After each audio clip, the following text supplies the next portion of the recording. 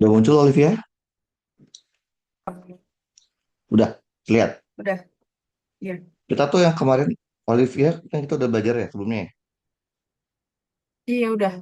Yang kemarin tuh terakhir baru awal-awal kinematika kan. Oke, kita Iya. sekarang masuk ke kinematika yang lebih kompleks lagi. Oke, kita kemarin baru, ya terakhir itu kan baru yang ini ya, terakhir ya, kinematika dasar ya. Mm-mm. Iya. Oke, bentar.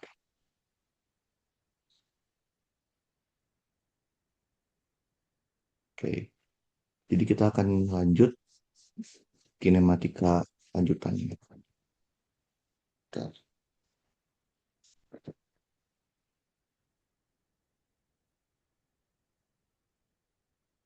Oke, eh, oke. Nah, kita akan masuk ke yang namanya ini. Kenapa ini? Pencet bentar.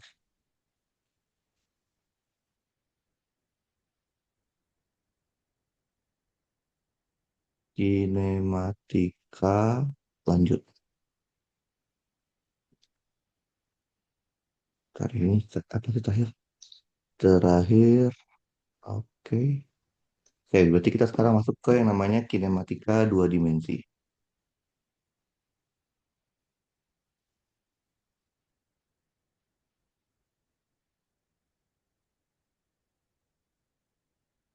Kinematika dua dimensi. Nah, untuk kinematika dua dimensi, kita ambil contoh yang mudah aja, yang biasa dijadiin contoh soal, yaitu contohnya adalah gerak parabola.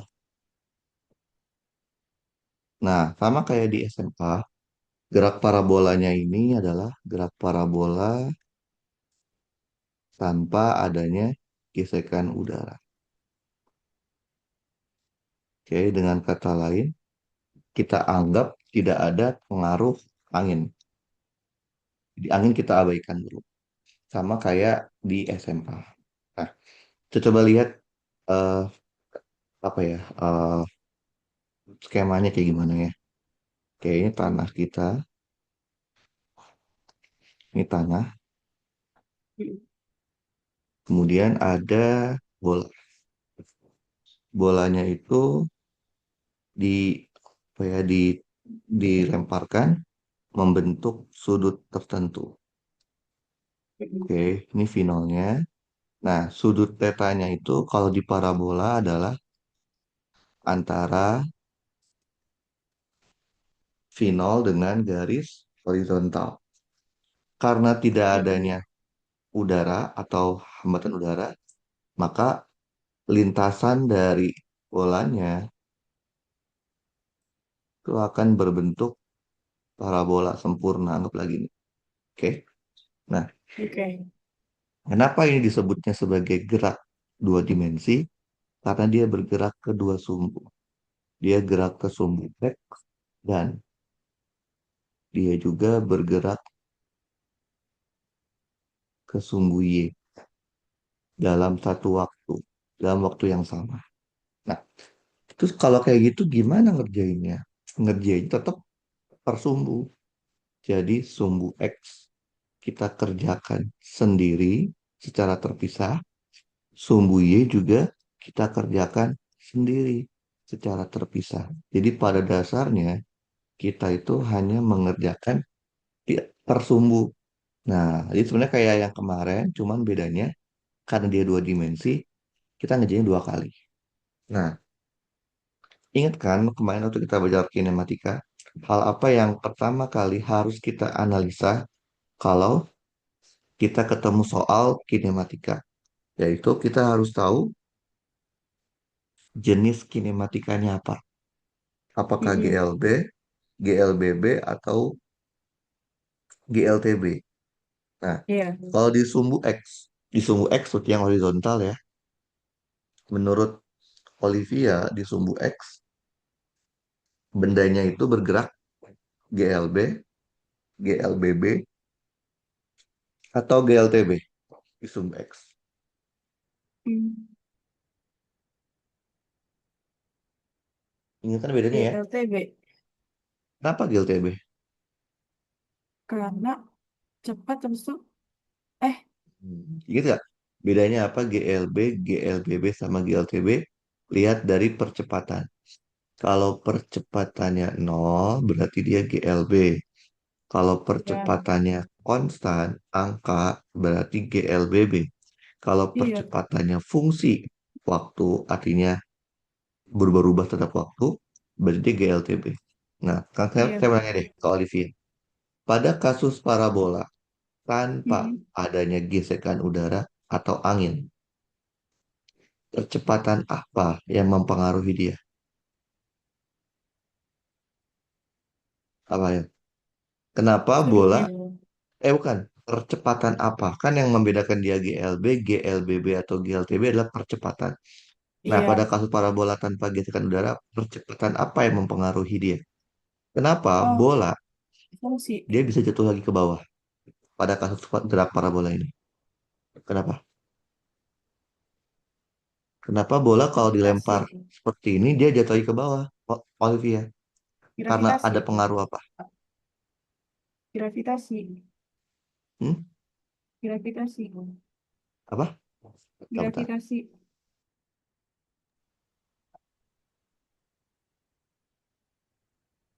Karena ada pengaruh apa, Olivia? Gravitasi. Gravitasi. Gravitasi itu kecepatan, percepatan, atau posisi. Hmm, Percepatan. Kenapa? Karena satuannya meter per second kuadrat. Dan gravitasi itu arahnya selalu ke arah bawah. Benar nggak? iya. Betul. Jadi apa? Simpulannya, pada kasus parabola tanpa adanya gesekan udara, tanpa adanya angin, satu-satunya kecepatan yang mempengaruhi benda ini bergerak adalah gravitasi. Dan itu adanya di sumbu Y. Maka kita bisa tahu di sumbu X itu adalah GLB. Kenapa? Karena AX-nya 0. Di sumbu Y berarti dia GLBB. Kenapa? Karena percepatan sumbu Y-nya konstan, yaitu gravitasi. Karena G Oh, selalu oke. ke arah bawah, maka kita kasih minus. Jadi tanda minus itu hanya menandakan arah G itu ke bawah. Nah, karena Iya. kita tahu kasusnya adalah GLB atau GLBB, kan kemarin saya sudah terangkan. Sesusah apapun soal, kalau dia kasusnya adalah GLB atau GLBB, pasti bisa dikerjakan pakai tiga rumus SMA. Yang pertama, VT, jadinya VX sama dengan V0 ditambah AT. Gitu ya? Betul. Iya. VX, V0 X itu yang mana? V0 X itu adalah V0 yang arahnya ke sumbu X. Berarti V0 X itu V0 sin atau V0 cos di gambar ini. V0 sin cos. Apa, Olivia? Lihat, V0 X ada di depan sudut theta apa di dekat theta? Kan Di- dekat kan ya? Kalau dekat itu pasti Iya. pakainya cos. Jadi kita tahu Vx-nya itu menjadi V0 cos theta. Karena dia nggak punya AX, makanya udah tinggal seperti ini. Oke, paham? Rumus kedua apa? Iya. Delta R. Kalau di sum gue jadi delta X kan, Iya. yaitu V0 X delta T ditambah setengah AX delta T kuadrat. Berarti kita akan punya delta X sama dengan V0 cos theta delta T. Ini rumus keduanya.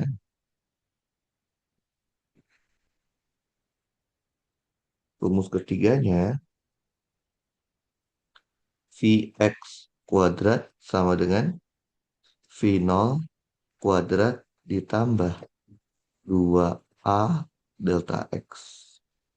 Berarti kita punya Vx kuadrat sama dengan V0 cos theta kuadrat. Oke. Nah, begitu juga di sumbu Y. Dia juga hanya berlaku tiga rumus yang kayak kemarin. Kayak tadi. Yang pertama, VY sama dengan V0Y ditambah AY delta T. V0Y itu yang mana sih? V0Y itu V0 yang arahnya di sumbu Y.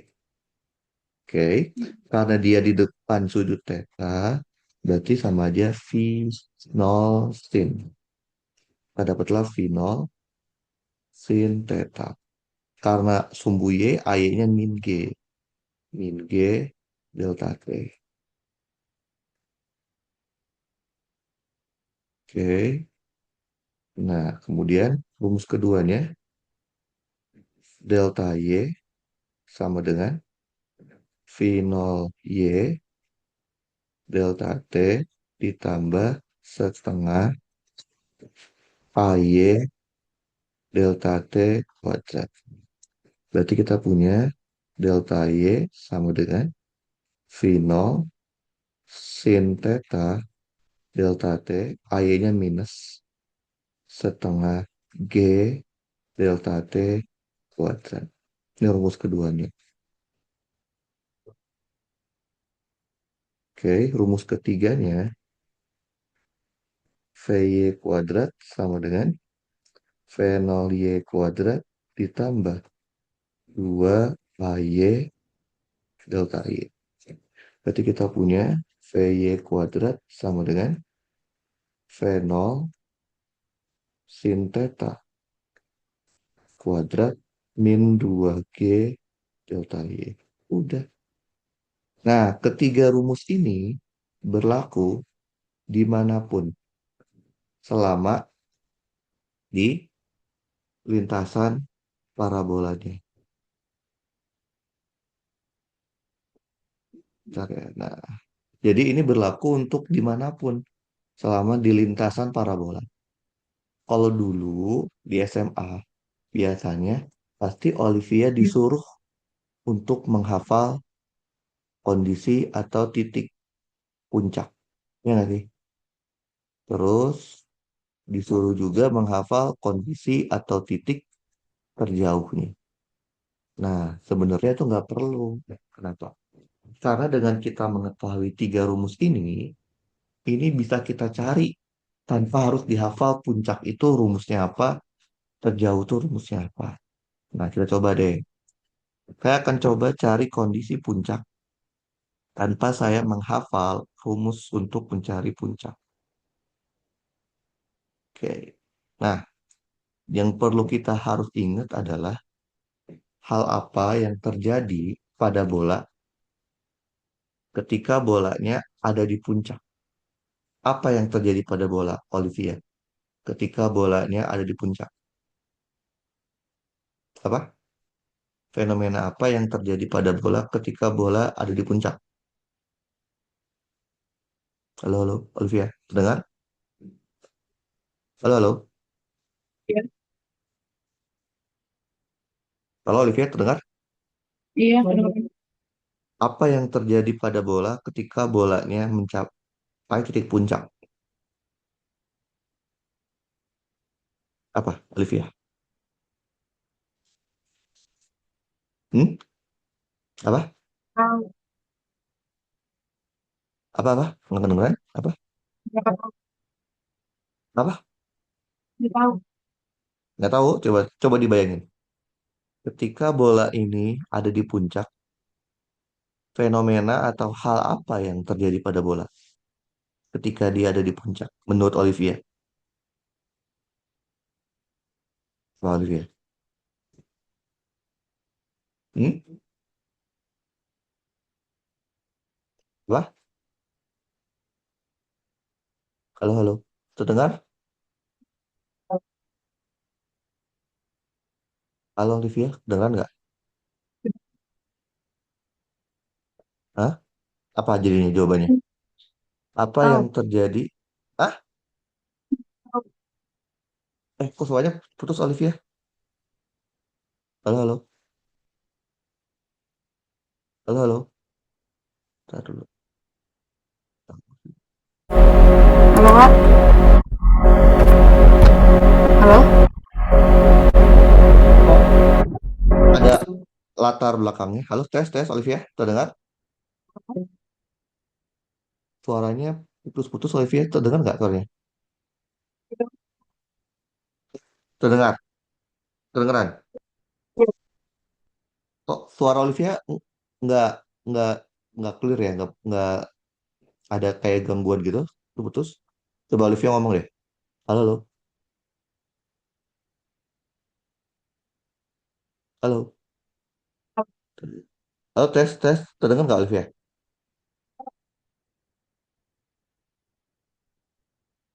Halo, terdengar? Iya. Nah, ini bagus nih. Apa Olivia yang terjadi pada bola ketika bola ada di puncak? Hmm, Menurut Olivia, apa? Coba pikirkan deh. Apa? nggak tahu. Seriusan. Jadi, yang terjadi pada bola ketika dia di puncak itu adalah kecepatannya. Kecepatannya ada dua, ada X sama Y. Kecepatan yang mana? Kecepatan arah sumbu Y-nya bernilai nol. Karena kecepatan arah sumbu X itu yang membuat benda bergerak secara horizontal. Iya. Sedangkan kecepatan arah sumbu Y yang membuat bergerak secara vertikal. Ketika Iya. dia di puncak, bolanya itu nggak gerak lagi secara vertikal, tapi masih bergerak secara horizontal. Makanya yang nol bukan V-nya, tapi VY-nya. Olivia inget nggak kalau di puncak biasanya yang sering ditanya apanya? Hitunglah apanya puncak yang sering ditanya. Em, Apa? apa Yang ya? dulu di SMA. Apa yang sering ditanyakan ketika bola mencapai puncak? Apanya? Tingginya. Tingginya, berarti Y-nya ya. Ini berarti ya. Iya. Y puncak. Nah, kalau Olivia disuruh mencari tinggi puncak, berarti Olivia lihatnya sumbu Y. Betul? Iya. Nah, lihat tiga rumus di sumbu Y yang udah saya kotakin. Kita punya Iya. tiga rumus. Kalau Olivia mau mencari Y puncak, berarti cari rumus sumbu Y yang ada delta Y-nya, yaitu rumus kedua dan rumus ketiga. Benar nggak? Iya. Artinya, secara konsep, kita bisa mencari Y puncak pakai rumus kedua atau rumus ketiga. Betul. Iya. Masalahnya tahu nggak apa? Rumus kedua, untuk mendapatkan delta Y, kita harus tahu delta T. Ya nggak? Iya. Masalahnya, emang Olivia tahu waktunya berapa? Nggak tahu kan? Enggak. Maka kita pakai rumus ketiga aja. Yaitu apa? VY kuadrat sama dengan V0 kuadrat dikali sin kuadrat theta dikurangin 2G dikali delta Y. Nah, pas kondisi puncak, tadi kan kita tahu pas kondisi puncak itu terjadi saat VY-nya 0. Iya. Berarti kita punya V0 kuadrat sin kuadrat theta dikurangin 2G dikali delta Y-nya, delta Y puncak. Sehingga kita bisa mendapatkan delta Y puncaknya. Yaitu apa? V0 kuadrat sin kuadrat theta dibagi 2G. Nah, jangan senang dulu, Olivia. Ini masih delta Y. Yang namanya delta Y berarti Y akhir kurang Y awal. Y akhirnya kan Y puncak. Dikurangin Y mula-mula. Berarti kita punya seperti ini. Nah, karena Olivia itu mintanya tinggi puncak, berarti kan Y puncak kan? Berarti Y puncaknya itu adalah Y mula-mula ditambah V0 kuadrat sin kuadrat theta dibagi 2G. Ngerti Olivia? Ngerti. Berarti nggak perlu kan Olivia menghafal rumus puncak itu. Karena dengan Iya. modal tiga rumus ini udah cukup. Tiga rumus sumbu X, tiga rumus sumbu Y.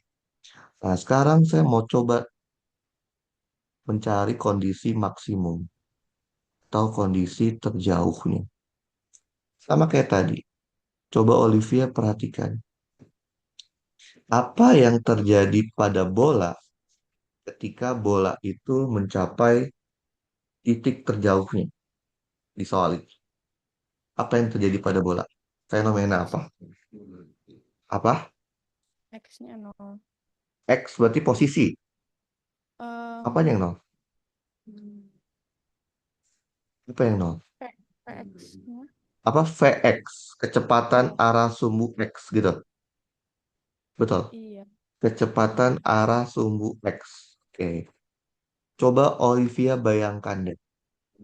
Olivia coba bayangkan apa yang terjadi pada bola Heeh. kalau Olivia itu sama Olivia ini digali. Apa yang terjadi? Digali. Iya, tanahnya digali. Bolanya pasti akan tetap turun ke bawah, ya nggak sih? Benar nggak? Iya. Heeh.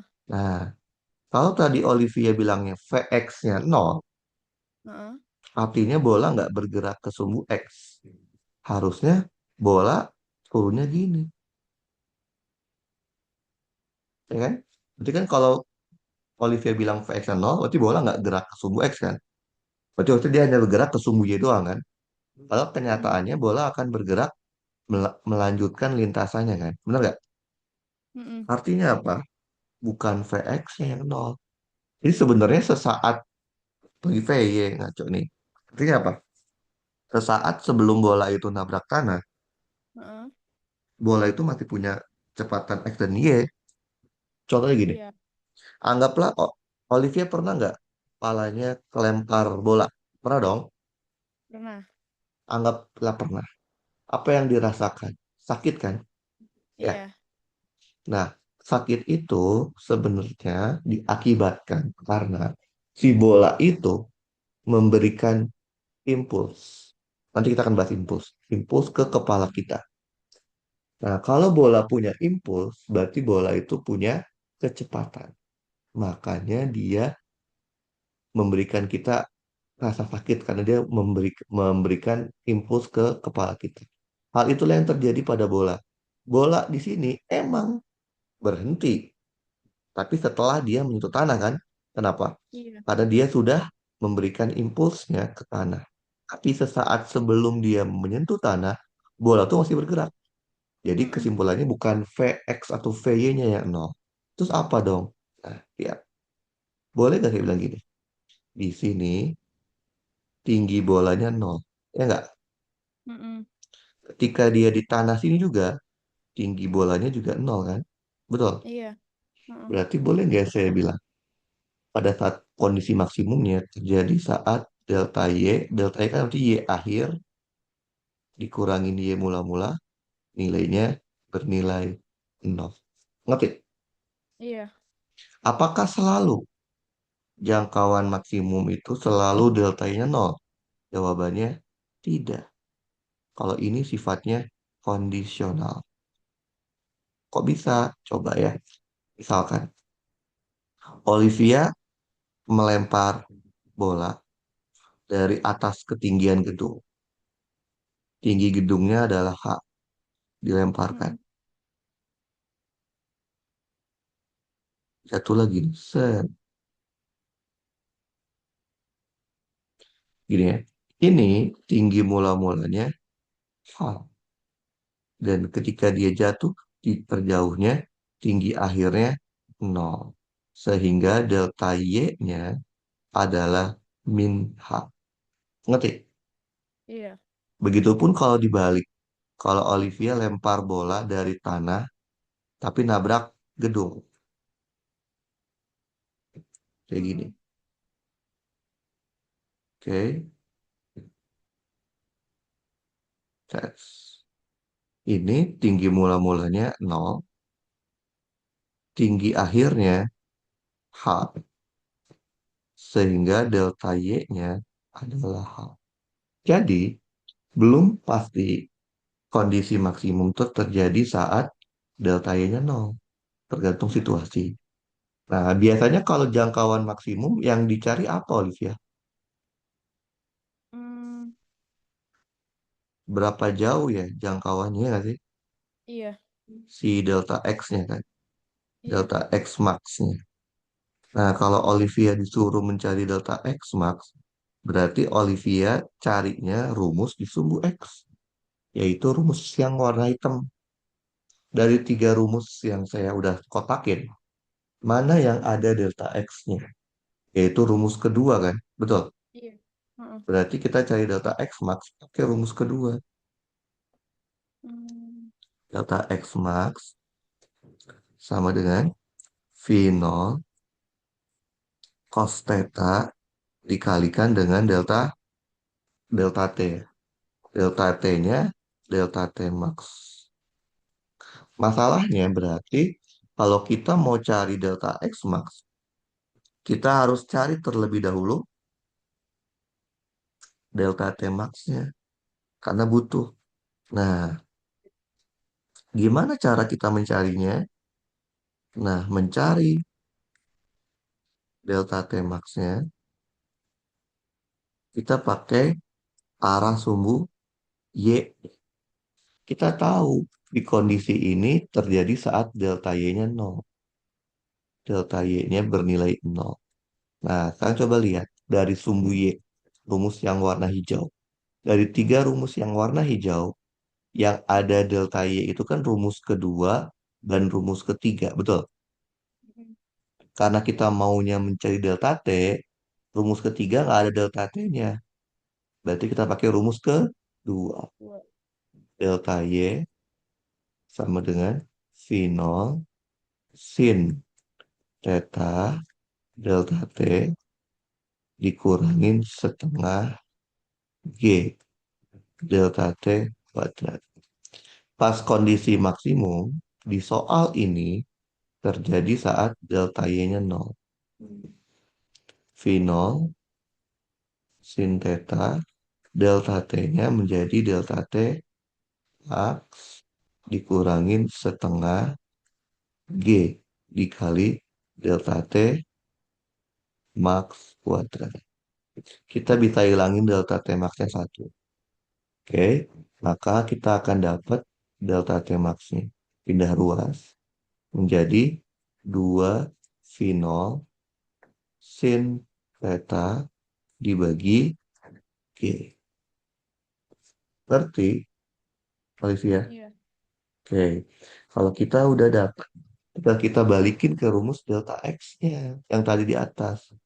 Berarti delta X max-nya itu sama dengan V0 cos theta dikali delta T max-nya, yaitu 2 V0 sin theta dibagi G. Ngerti, Olivia? Iya. Apakah selalu delta X max itu rumusnya seperti ini? Selalu nggak? Iya. Jawabannya tidak. Kenapa tidak? Loh, saya sudah bilang, belum tentu delta T max itu terjadi saat delta Y-nya nol, betul? Iya, iya. Artinya belum tentu delta T max itu 2 Vino sin theta per G. Ini hanya di soal ini aja.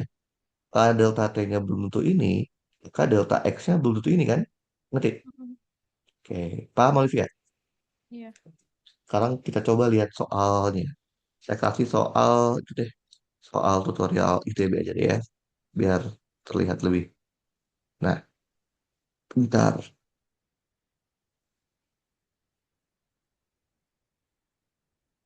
kasih soal tutorial. Olivia coba kerjain ya, Olivia ya. Ada kan pensil, pulpen sama kertas ada? Oke. Ada. Jadi kesimpulannya, Olivia tidak perlu menghafal rumus-rumus yang selama ini dihafal di SMA untuk parabola, kayak rumus puncak atau rumus jauh. Kenapa? Karena pada dasarnya itu bisa kita cari manual. Bentar. Contoh kita kasih soal tutorial ini aja. Karena levelnya ini udah lumayan sih.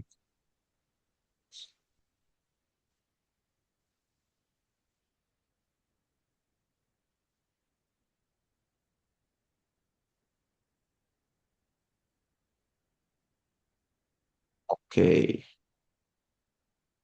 oke. Coba Olivia hitung, Olivia. Kerjakan. 3 menit. Anggap aja kita pakai gravitasinya 10 ya.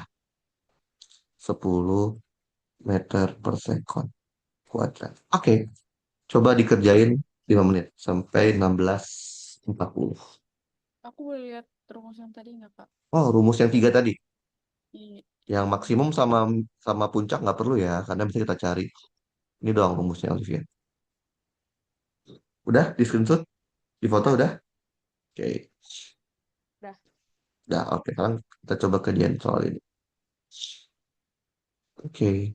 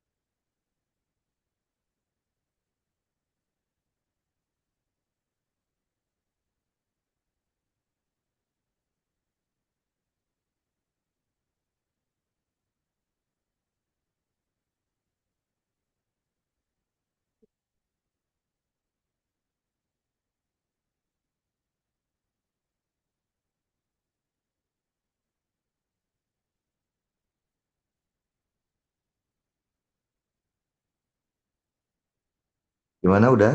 2 menit lagi.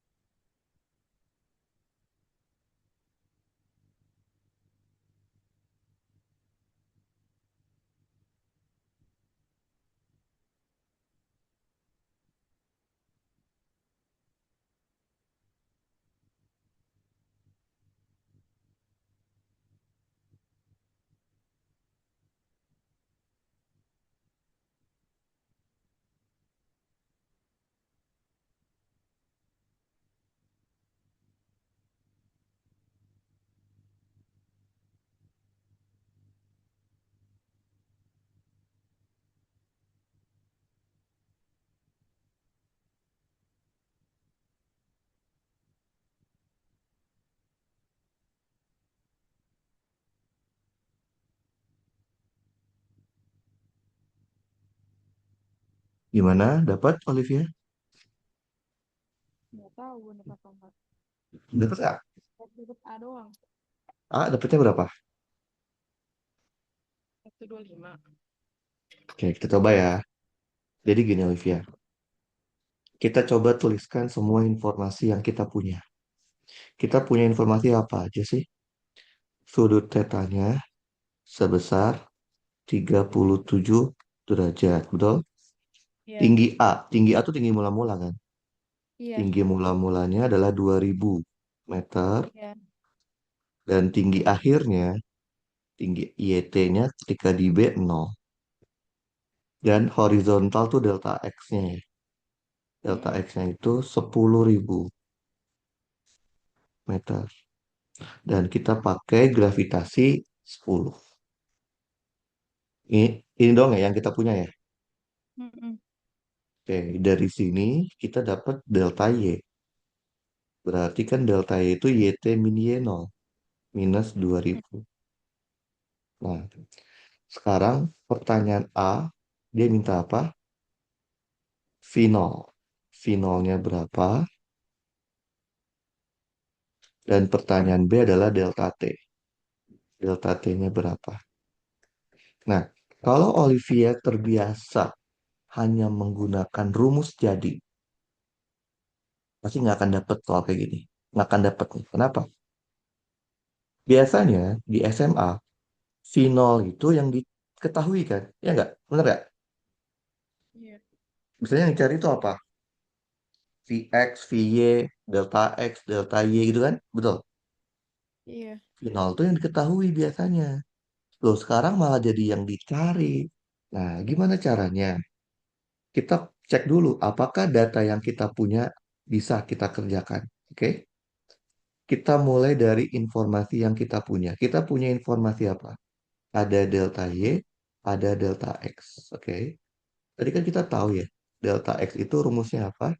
V0 cos theta dikalikan dengan delta T.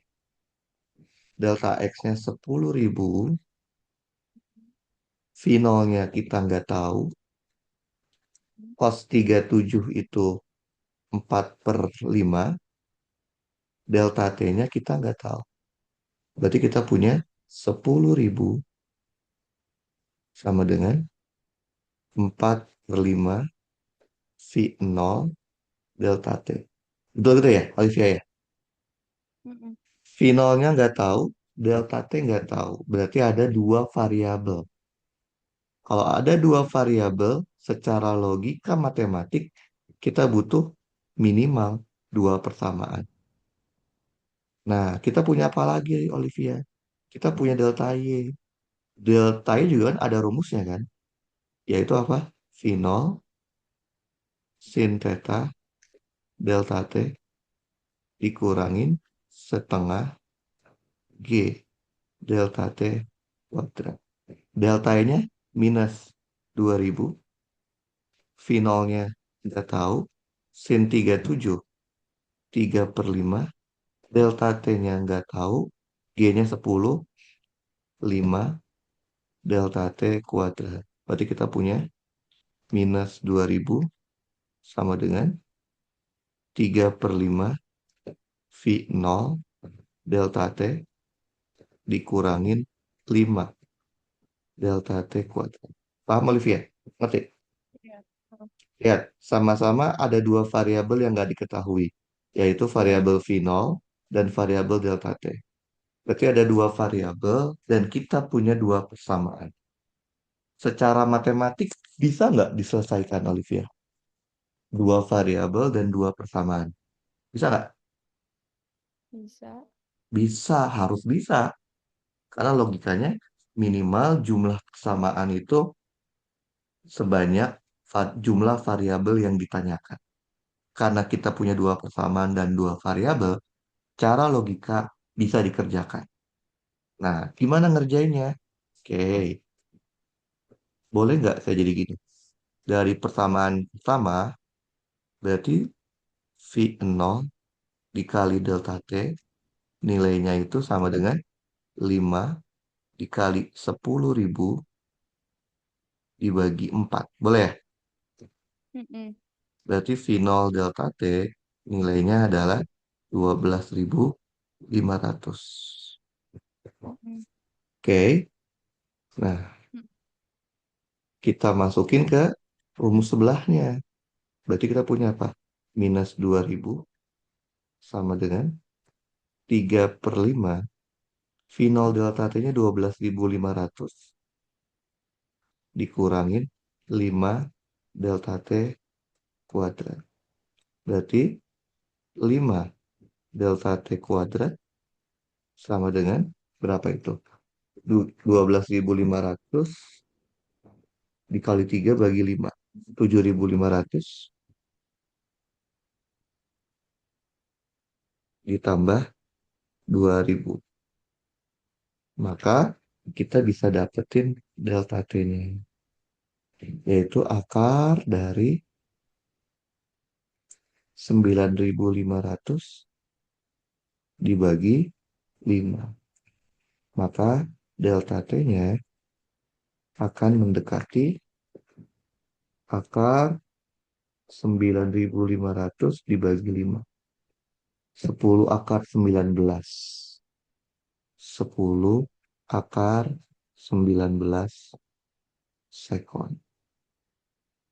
Paham? Ngerti? Kalau delta T-nya udah dapet, maka dapat finalnya dong. Maka finalnya adalah 12.500 dibagi 10 akar 19. Maka finalnya itu adalah 12.500 10 akar 19. Maka finalnya adalah 286,77 meter per second. Paham, Olivia? Iya. Ngerti? Ngerti. Ta, ta, ta, ta. Ini harus sih. Paham, Olivia? Ngerti? Iya ngerti. Jadi, jangan terlalu terpaku sama rumus jadi, Olivia. Karena kalau sekarang di di kuliah itu belum tentu yang biasa kita cari itu jadi sesuatu yang dicari. Bahkan biasanya malah yang itu diketahui, malah yang dicari itu yang biasanya kita tahu. Kayak gitu. Nah, ini kalau Olivia terbiasa menggunakan rumus jadi, susah. Kenapa? Karena biasanya justru final itu adalah sesuatu yang kita ketahui. Yang dicari itu adalah delta X, delta Y, Vx, kayak gitu. Ngerti ya? Jadi jangan Mm-mm. terlalu terbiasa pakai rumus jadi. Oke. Nah, ada satu lagi. Kita harus yakin sama logika matematikanya. Kalau Olivia tahu ada dua variabel yang Olivia nggak tahu, yang kita harus cari, dan Olivia yakin ada dua persamaan, secara matematik harusnya bisa dikerjakan. Nah, ngerjainnya gimana? Tergantung Olivia. Ini contoh aja. Seperti ini, nggak harus seperti ini sih sebenarnya. Pokoknya kita harus yakin kalau ada dua variabel dan dua persamaan, secara logika harusnya bisa dikerjakan. Gitu. Paham, Olivia? Ngerti? Iya. Oke. Kita masuk ke kinematika yang selanjutnya. Kinematika yang selanjutnya itu namanya adalah ini. Kinematika gerak melingkar. Kinematika gerak melingkar.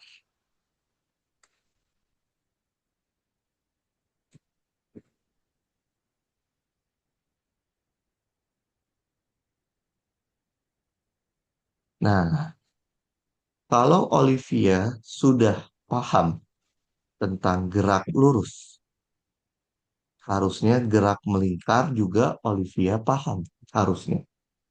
Gerak lurus itu namanya adalah gerak linear. Sedangkan gerak melingkar itu namanya adalah gerak angular. Nah, kenapa saya bilang Olivia harusnya paham gerak melingkar kalau Olivia sudah ngerti gerak lurus? Nah, saya akan kasih yang namanya analogi atau perumpamaan yang mirip antara gerak melingkar dengan gerak lurus. Nah, Olivia ingat nggak waktu kita belajar gerak lurus? Apa aja yang kita pelajarin waktu belajar gerak lurus? Besaran apa? Cuman tiga. Kita belajar besaran posisi, kita belajar besaran kecepatan, dan kita belajar besaran percepatan. Betul ya? Iya. Cuman tiga besaran yang dipelajari di gerak linear. Di gerak angular juga tiga, Olivia. Apa aja? Sudut, kecepatan sudut, dan percepatan sudut. Nah, sekarang pertanyaannya, ada hubungannya nggak? Jawabannya ada. Yaitu apa? Posisi itu adalah jari-jari dikalikan dengan sudut. Dengan catatan sudutnya harus diubah dalam bentuk radian. Nggak boleh sudutnya dalam bentuk derajat. Begitu juga V, jari-jari dikali omega. A juga sama, jari-jari dikali alfa. Masih belum terlihat nih kesamaannya. Oke, kita lanjut. Waktu kita belajar gerak linear, kita tahu ada tiga jenis gerak linear, yaitu GLB, GLBB, dan GLTB. GLB ciri utamanya adalah kecepatannya konstan. Kecepatan konstan berarti percepatannya nol. GLBB, ciri utamanya kecepatannya berubah-ubah fungsi, fungsi waktu. Tapi percepatannya konstan. GLTB, ciri utamanya kecepatannya fungsi waktu. Dan percepatannya juga merupakan fungsi waktu. Nah, di gerak melingkar juga ada tiga. Ada yang namanya GMB, ada yang namanya GMBB, ada juga yang namanya GMTB. Gerak melingkar beraturan, ciri utamanya omeganya konstan. Kalau omeganya konstan, berarti alfanya nol. GMBB, ciri utamanya omeganya berubah-ubah terhadap waktu, fungsi T. Tapi alfanya konstan. Konstan tuh angka, selain angka nol. GMTB, ciri utamanya omeganya merupakan suatu fungsi T, fungsi waktu. Dan alfanya merupakan suatu fungsi T. Masih belum terlihat juga persamaannya. Kita lanjut lagi. Nah, tadi ya. Waktu kita belajar gerak lurus, kita tahu apa? Apabila kasusnya itu adalah GLB atau GLBB. Kalau kasusnya GLB atau GLBB, saya pernah bilang, sesusah apapun rumusnya cuma tiga. Yang pertama adalah VT sama dengan V0 ditambah A delta T. Yang kedua, delta R sama dengan V0 delta T ditambah setengah A delta T kuadrat. Yang ketiga, VT kuadrat sama dengan V0 kuadrat ditambah 2A delta R. Ini kan rumus yang biasa kita pakai. Nah, ternyata di gerak melingkar juga sama, Olivia. Apabila kasusnya adalah GMB atau GMBB. Tahu dari mana dia GMB atau GMBB? Dari alfanya. GMB berarti alfanya 0, GMBB alfanya konstan, angka. Rumus cuma tiga, yaitu adalah omega T sama dengan omega 0 ditambah alfa delta T. Yang kedua, delta R menjadi delta theta omega 0 delta T ditambah setengah alfa delta T kuadrat. Rumus ketiganya, omega T kuadrat sama dengan omega 0 kuadrat ditambah 2 alfa delta T. Paham, Olivia? Iya.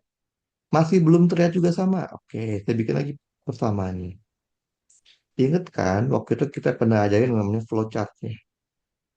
Flowchart pengerjaan soal kinematika. Kalau Olivia punya fungsi posisi, Olivia turunkan sekali, maka dapatnya fungsi kecepatan. Kalau Olivia punya kecepatan, diturunkan sekali, dapatnya fungsi percepatan. Kalau dibalik, kalau Olivia punya fungsi percepatan, diintegralkan sekali, dapatnya delta V. Ingat, integral pasti dapatnya delta.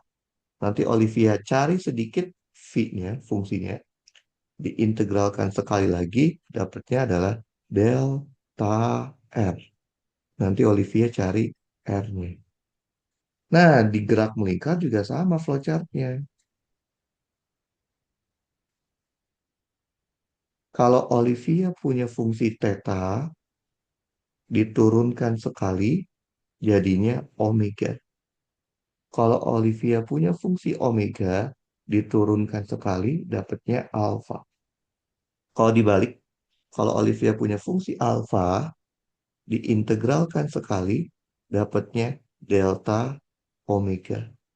Kita olah sedikit untuk mendapatkan omega. Omega diintegralkan sekali lagi dapatnya delta theta. Kita olah sedikit untuk mendapatkan theta. Mengerti Olivia? Iya.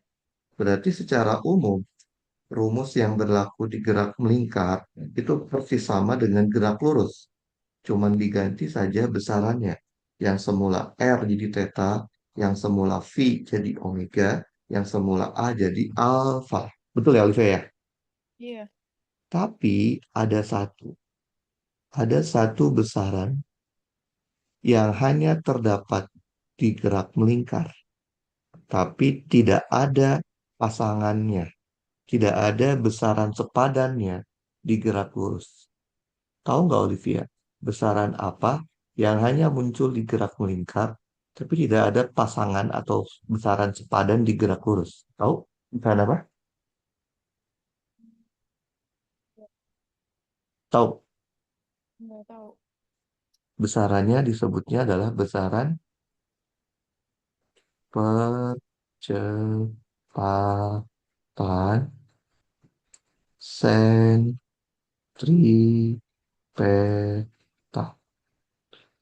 Pernah dengar nggak Olivia? Enggak. Belum pernah dengar seriusan di SMA? Iya. Belum pernah? Oke. Apa itu percepatan sentripetal? Itu adalah percepatan yang mengarah ke pusat lingkaran lintasan lingkaran. Oke. Jadi setiap benda bergerak melingkar pasti ada percepatan yang mengarah ke pusat lintasan lingkaran. Disebutnya ASP. Apa rumusnya ASP? V kuadrat dibagi R. Atau bisa juga pakai omega kuadrat dikali R. Pakai yang mana? Terserah. Tergantung informasi yang diketahui soal apa. Nah, ini tidak ada pasangan sepadannya. Kalau Olivia mikir ASP pasangannya adalah A yang ini, beda. A yang ini disebutnya percepatan tangensial atau percepatan linear. Ini juga sama, V-nya sebutnya V tangensial. A tangensial itu sepadannya sama alfa. Kalau ASP tidak ada besaran sepadannya. Ngerti Olivia? Iya. Oke, jadi cuma ASP aja yang tidak ada besaran sepadannya. Sekarang coba kita lihat soalnya. Ini saya udah punya beberapa soal yang levelnya seperti levelnya kayak level itu level pretest. Sebentar ya. Oke, kita coba nih. Ini yang gampang dulu. Oke,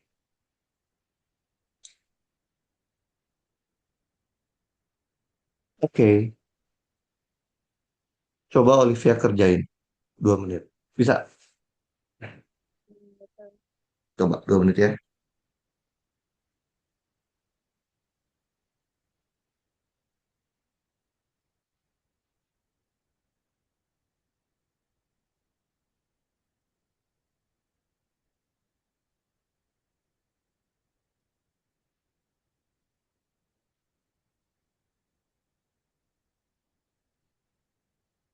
Sampai jam 17:05.